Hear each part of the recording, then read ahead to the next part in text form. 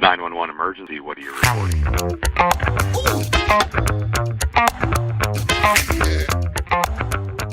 You're listening to another great episode of We Speak Dispatch, sponsored by our friends at Watson. Everybody, welcome back to another great episode of We Speak Dispatch. If we're talking dispatch, hey man, we're talking right to you. You should be listening to us and saying, hey friends, you know what? I listened to this great podcast and it's been so great. They are delicious over there at that place. So, Delicious. so here we go. Yes. This is a great broadcast. I like it. It's a Okay. great episode today. We've got some usual suspects out there. We've got Leslie up there. Leslie, hello. How's it How going? goes Florida? The Ooh, life Freedom. is Go good. away. Beautiful sunshine. Love it. Rockstar. and Mhm. Glenna, how goes whatever state you're living in currently? You moved. I'm in Southern California and it's beautiful down here. It's a There you whole go. whopping maybe 60 degrees. So it's a little chilly, Lovely. but we're and, enjoying it. and John, how goes Florida on the other side with you're just live up from Leslie there. So how's that go? The rays extend east. Extend east. Okay. Yes. I Yes. couldn't remember which way it was. And here in That way. beautiful Murfreesboro, Tennessee, it's absolutely gorgeous outside today. So it's supposed to rain like craziness on Wednesday, though. So we'll deal with that. Anywho, our special guest today is Arthur. And Arthur's got a really great little opportunity he did up in Washington State. Arthur. So, Arthur, tell us a little bit about yourself and what you do. And then we'll get into what little adventure you had. Awesome. Well, it's interesting to hear that you're from Murfreesboro, Tennessee. I kind of began my career in team development in the Tennessee, Kentucky area. I was with the 160th Special Operations Aviation Regiment out of Fort wow. Campbell. I'm not from Sure. here. I'm from Quite some LA, time. but I moved here, but like everybody else. Gotcha. Yeah. So just right on the Kentucky-Tennessee border. So Okay. so that's where things kind of started for me in learning about teams and team development and how to create high performing teams and when I got out of the military, I didn't have a college degree. I didn't really know exactly what I wanted to do, but I knew that I cared about people and I cared about selling things and helping people use product to solve problems. And so I got into sales, and so ever since then I've been leading sales teams and developing sales professionals, really in so many different industries. That We it's may have to ask you about almost- building teamwork because that's kind of a big issue in comm centers. That's exactly what I was thinking about. I know Yeah. we're going to talk about Arthur's experience in the Yeah. comm center, but I'm like, Yeah, let's hear But about the that. other Let's switch this up But a the- little bit. okay, so Yeah. go ahead, Arthur. Sorry. Yeah.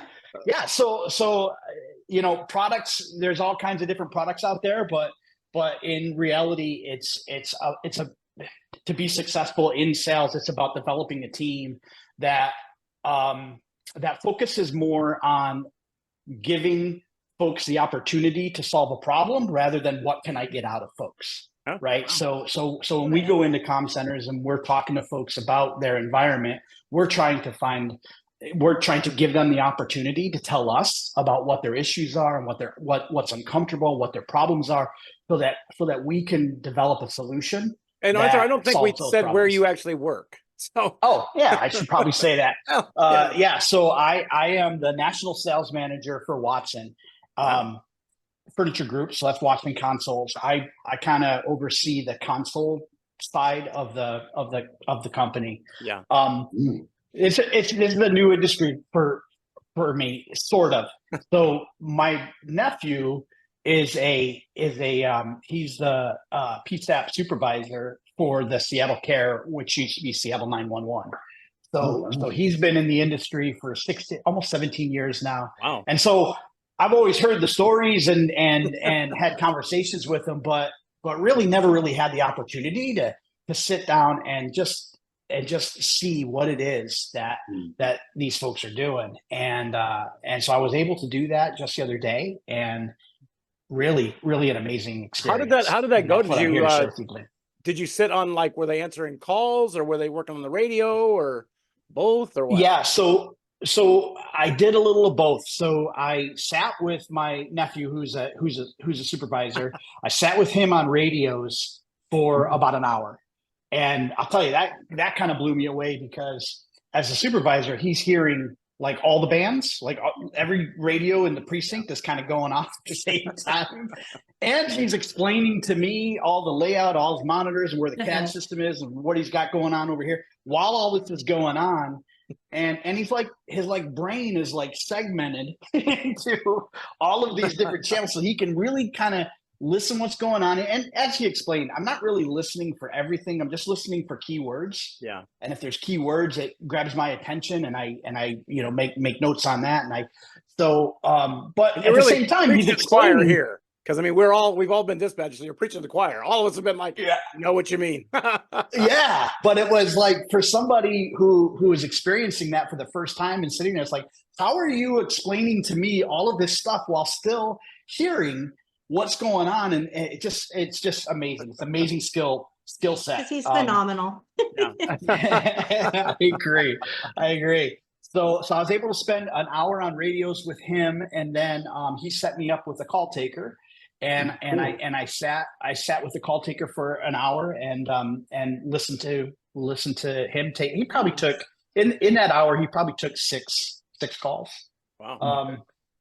Yeah, and so what did but they, that was because what did they say? Like, they know who you work for, so they're like, yes. Do they have your consoles in that place where you were at?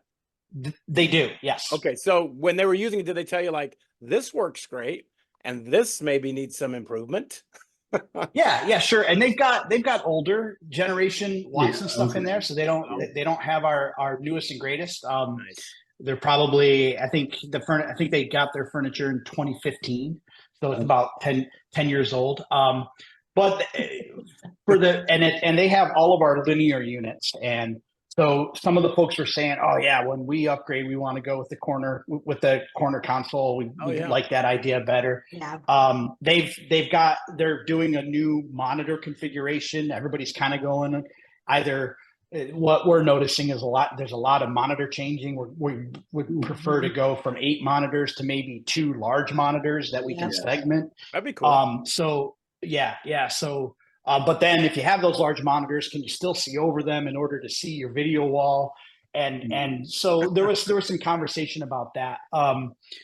The thing that I heard most from them was love the heater. I use my heater almost every day. It's always cold in here. So funny. So for the most part, they were focused on having me understand their experience rather than kind of complain to me about what's going on or what they need in furniture. I think on a subsequent visit, I would love to sit down and get more of that input.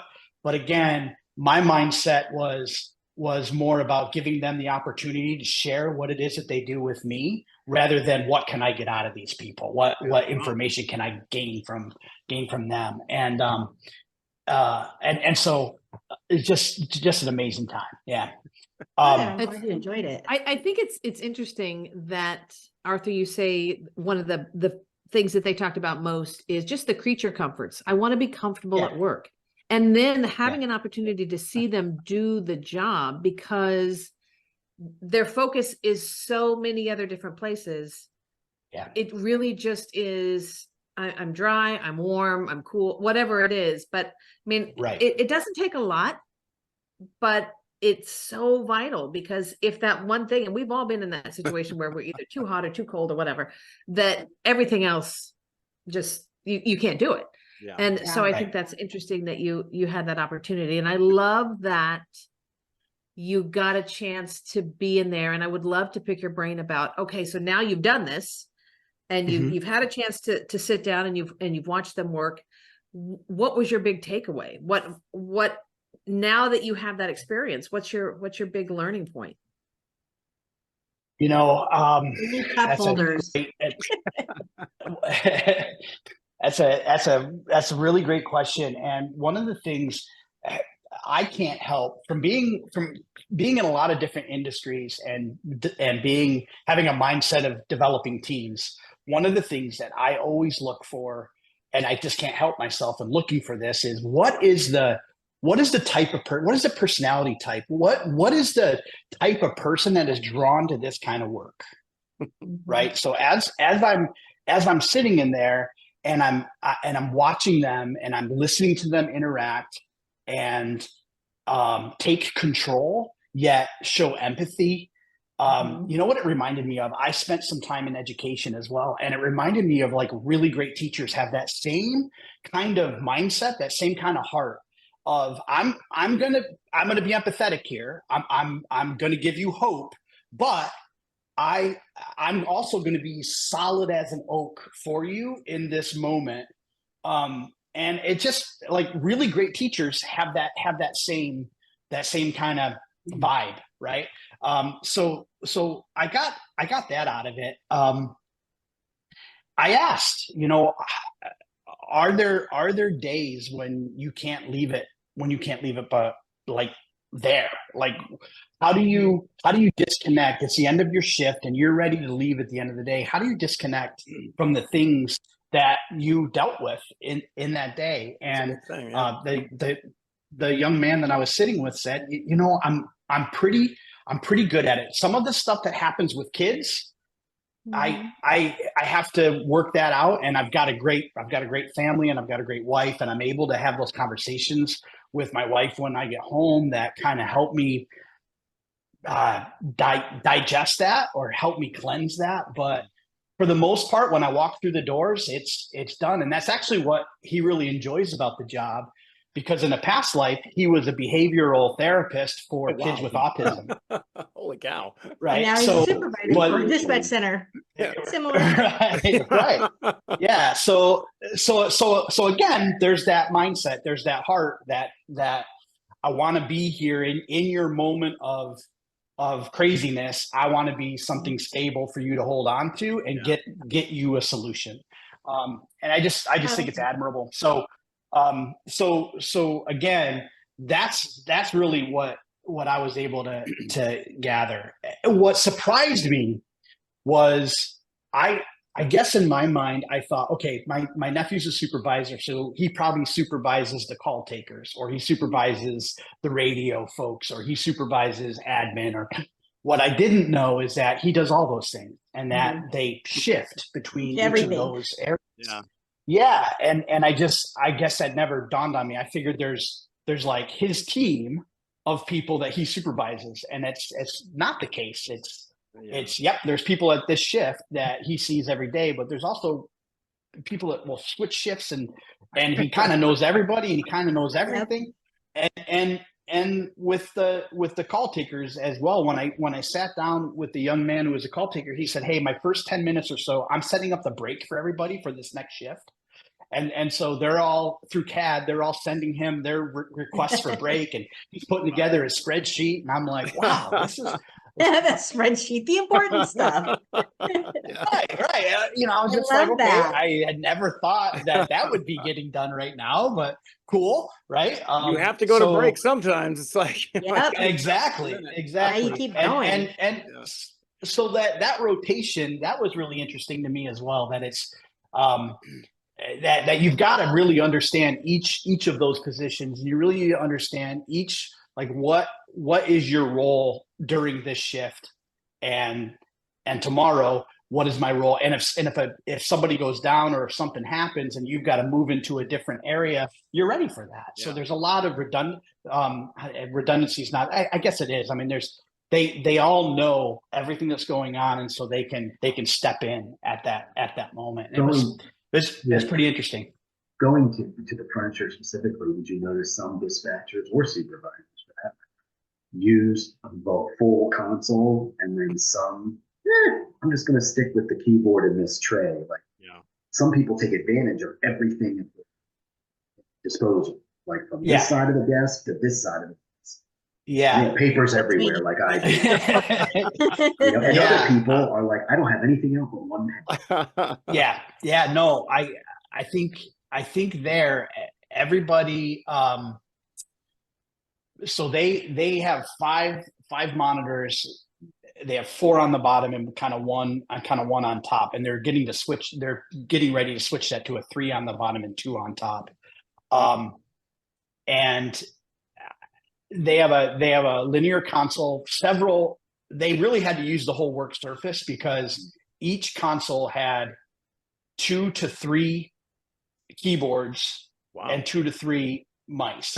Or mouses, mice, whatever. You know what I'm talking about. So they were at one time my nephew grabbed Look at Arthur. He's Oh, like, On overload. Arthur's like, I'm using some. Are you using AT&T? Arthur, I you have wonder why we're laughing. frozen up. Oh my goodness! But what? no. Here he is. There, Oh, you're no. coming back now, a little at a time. Oh wait, no, now he's just. Yeah, you're kind of frozen in a different spot. Well, that's. Oh my! Oh, Now and we lost Leslie. Leslie, and saying, oh, she's over there now. So Yeah. she just likes moving around the screen. I got you. Oh. You're muted, Leslie. So when you talk, it just looks like you're Oh, mouthing something. So. Arthur, well, we're almost out of time anyway for this thing. We're already at less than 2 minutes to go, but we definitely want to have you back to talk about teamwork. clear. What's Yeah, wrong with sorry. Leslie? I'm pointing and pointing and pointing. We have to have Arthur back. Yes, we because definitely do. Yes. the team and I think it's so vital. And if Arthur's still listening, Absolutely. You can hear us. Yeah, he can hear Yeah, us. to He just have can't the- see us. yeah, the there he outside is. perspective Yeah. of Mm. creating teams from a different viewpoint. So Definitely. That teamwork Don't thing. you As soon as love- said it, I thought, man, that's exactly Don't you love his perspective though on just like who he is, his driving force? He sounds like a dispatcher. yeah. Yeah. Oh, I mean, yeah. It's so nice to have somebody like that supports this business Mhm. that really gets it. Like his Yeah. driving force They're not just is selling literally to something. support. Yeah. Yeah, Right. exactly. Yes. Yeah. He's Well, and I supporting heard the from mission. him passion, Yeah. Yes. passion, and support the people who do the job. Mhm. And that's Yes.